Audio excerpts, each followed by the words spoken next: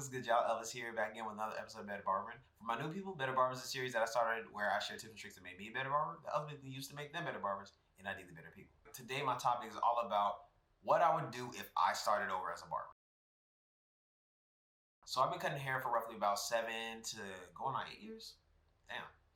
For a little minute now. And through those years, I was self-taught for a good portion of it, like half of that time. Like 4 years, I was self-taught, YouTube trial and error before I went to barber school. I think that being self-taught is great, but there's a lot of downsides that come with it, especially things like learning improper procedures and just learning bad habits and whatnot. I went to barber school about 4 years into my career, so I already had learned most of the things I needed to as far as to be proficient.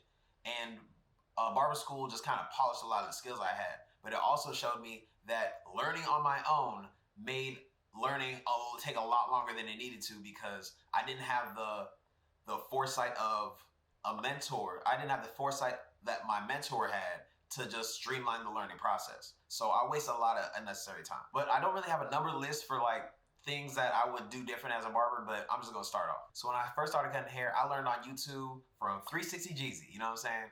And just like everybody who ever watched 360 Jeezy videos, at first you're thinking like, oh my gosh, these haircuts are so nice. I gotta get clippers like that to do the same thing. Don't do that. Don't buy into the bullshit. Don't do that. The clippers that you have, the tools that you have, do not mean that much. They will not make you better. They are just an extension of the artist. There's a lot of barbers that can do fantastic fades with just shears and a comb, a razor and a comb, no mechanical instruments. It's just an extension of you. Like a painter spending $3,000 on a paintbrush won't make the painting better than him painting it with a $20 paintbrush.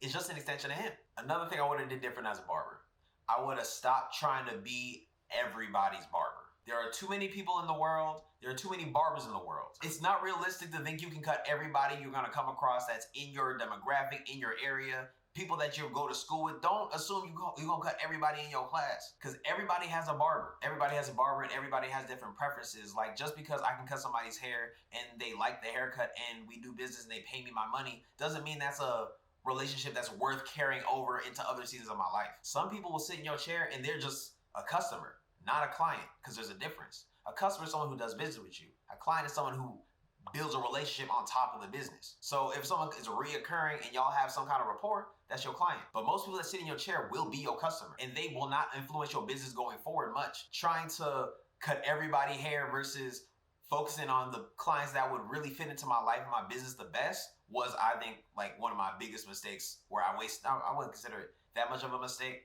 because everybody does it, but it was a lot of wasted time and effort that went into that direction. Another thing I would have done differently, or another thing I would have tried to understand differently when I first started as a barber, people do not pay for haircuts.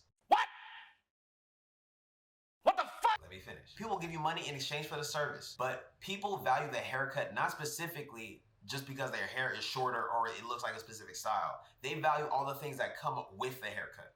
That's your professionalism, your vibe, your personality. People are paying more for the product of your time and energy than they are paying for a haircut. My base rate is $50 for a haircut, which is significantly expensive compared to most people in my area. But I have clients that whatever time they sit down in my chair, or whatever time they book, whether it's in my schedule or not, they pay me $100. And they all they want is a simple haircut. Sometimes they want a shape up, but they value my effort, my energy, my time, the product that I specifically bring that much, not just the haircut. There's people that I recommend them to when I'm booked up and I don't have availability, or I'm out of town or something. And they understand I would only recommend people that I would get a haircut by. You know what I'm saying? Like, they like that. But a lot of times they go over there and they don't necessarily want to tip more than the price that that person charges, because they don't value the service the same way they value my service, because they have the rapport, the relationship with me. They're investing into the relationship and the experience of the product more than they are trying to get a haircut specifically. I honestly get paid more off of my conversation than my ability with clippers. Now keep in mind, both of them are fire. That's why I get paid what I get paid. But I understand I have a lot of clients that come in every 6 months. They want a haircut to just make their hair shorter because they got pictures or something. They don't care about a haircut though. They just want to get a haircut by their homeboy, their friend. Now they sit down and it's a good time. Now that's worth the price that I've charged for my haircut. If their hair was just shorter, they can do that themselves. Anybody can get a haircut. Starting off as a barber, people will try to guilt you into doing business with them.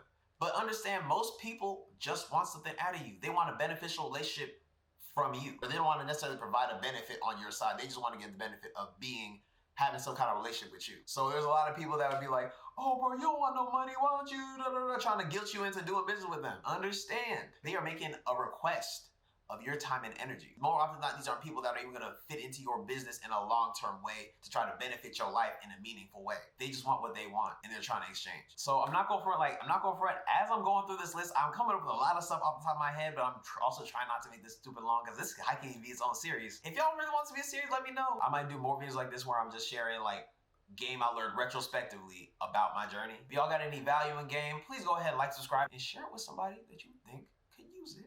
Appreciate y'all again for watching. But if you haven't already, followed me on Instagram as well as TikTok at Better Barbering as well as at Cuts by Elvis. Go ahead and do that. Appreciate you. But till next time, Craft Over Clout, I'm out.